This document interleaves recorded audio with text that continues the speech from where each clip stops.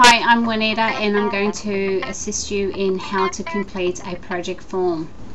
There's a number of series of forms involved in this project form, which is the project form itself, then the tasking sheet, and then you have an evaluation form, and then you can go on to a travel manifest form, then a travel itinerary form, then a 28-day roster.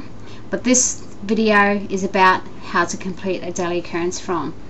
Open up your Internet Explorer either by the quick launch or by clicking start, go to programs and then highlight Internet Explorer and click that. My address bar recognizes that I've been to the site before, so it identifies the address. All I have to do is arrow down and click enter. On the left hand side, click onto the staff login page. You would have received a username and password for the site.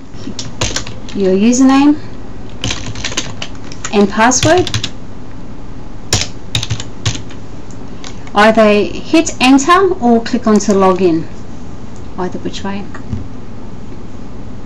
The next screen is the administration screen. Please read that information. It is vital that you read that information if this is your first time. Also, there is a note on the next school holidays that are coming up and when the due date is to have those programs, vacation care programs or holiday programs, into this office, IBU Cairns office. Please click on the appropriate link below, which if you are a KPCYC staff employee or you're the sport and rec officer. I'm going to click on the KPCYC link. Here, for the sport and rec officers and KPCYC, you have to re-log in your password and username again. It is pretty vital that you do this because it just helps the security of the different programs we have. Once you go to the administration forms page or the forms page, scroll down, there's a new section there. Always look at on the web page for any hot or new items. These actually identifies what's new to the page. I'm going straight down to the administration support, which scroll down to the black subheadings and find administration. Now I'm going to look for the project form. Click onto the project form and another screen will pop up with the Word document. You want to open up the document. Okay, so we'll open that up. Okay, once the document has opened up from the website, you will see red writing. Basically, just highlight the information and type in your information, your current information. Always make sure that on top of the project form, in the subheading where I just put the cursor, is the project form's version, and that you title the version of the project form. Titling the version of the project form assists our office with identifying which version of your project form that you have amended by correcting spelling errors or updated delayed information required for the project form, and finally, which version requires approval. Question number 1 for the project location, I've typed in IBU Cairns office. The project name, you must give your project a name. My project is the IBU ACER Tower Rollout. Project aim description. This is basically give us an idea here in the Cairns office of what your project's all about. The project objectives, breakdown of the defined goals to achieve your aim. So here I've actually broke down in 3 points to explain how this project's objectives. Number 5, project strategies. What are you going to achieve in these objectives?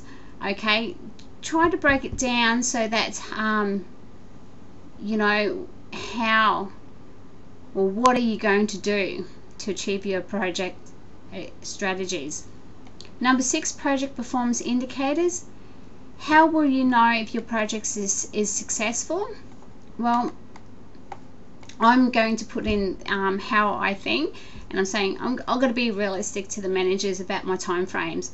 I've got to turn up to work every day to achieve that. I've got to time manage and coordinate my own personal development through PCYC and the Queensland Police. I've given this project a period of time, which is like 6 months. Project manager will be, my project manager is the executive manager. Your project manager will be your direct supervisor or your direct branch manager or your direct area manager. Okay, they have to see your project form prior to submitting it to the IBU Cairns office and put in their contact details. Project requirements, this is the information that I need, or resources that I need to help me succeed this project. Number 9 is timelines. I've put down that I have identified that is quite important to my project. These points also are mini projects within themselves, so I've actually given myself a time frame for each point, hoping to achieve that, because it's like a stepping stone. Each point I've made under the timelines will help me to achieve the overall project. Number 10, proposed budget. If you're a supervisor, activity supervisor, or you're a volunteer and you wanted to put it in a project and you have a rough idea of what type of funding or how much the budget, well, it might cost $200 to do an activity. Where this project that I am doing is quite is more than $200. So and time wise as well. So external funding requirements, that will be identified by my direct manager, and the in-kind funding and support is given by the Queensland Police Service and PCYC. Okay, total figures, I've just put X's there, but if you know exactly your budget to conduct this project, put in those details. Number 11 is the evaluation. How do you going to identify that your project has been successful or is going to be successful? Through staff meetings, managers meetings, then through community meetings, if you involve the community. So you put those details in there. Give us a little bit more of example or description of those evaluation timeframes too. It could be community meeting once a month, or a certain date. Put that information in there. Duration of the evaluation. Well, you actually will put in the time period. If you don't know how long your evaluation will go for, it might be community surveys, it might be you're getting youth to provide feedback. Put that information in there where the red writing is, highlight that once again and type in that information. Number 12, other information that's required regarding this project form. It's quite important that this project form or your project form will be submitted electronically by the daily occurrence forms, so that all correspondence that's submitted through daily occurrence form can be recorded. Okay, because it does happen, project forms do, documents might go misplaced, not getting to the correct person. However, if you submit it through the daily occurrence form, everything gets recorded for that.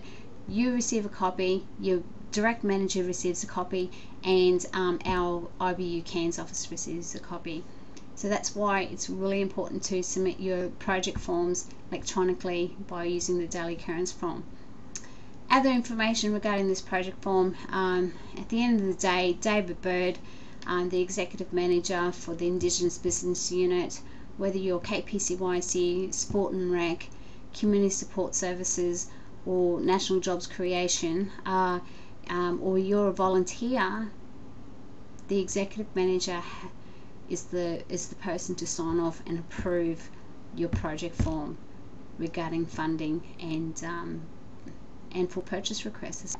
Once you have completed filling out your project form, it is really important that you check the document over again, but very slowly, in case you have missed information or there's spelling errors. Because once you submit the project form through your daily occurrence form, and the Cairns office actually receive it, and we will look at it, and we may say, hey, we don't even know who's conducting this project. Always save it, and save it at a location, whether it be on the desktop, C drive, or on a USB, preferably on the C drive, in a folder called project forms, completed project forms, and so that you can easily access it.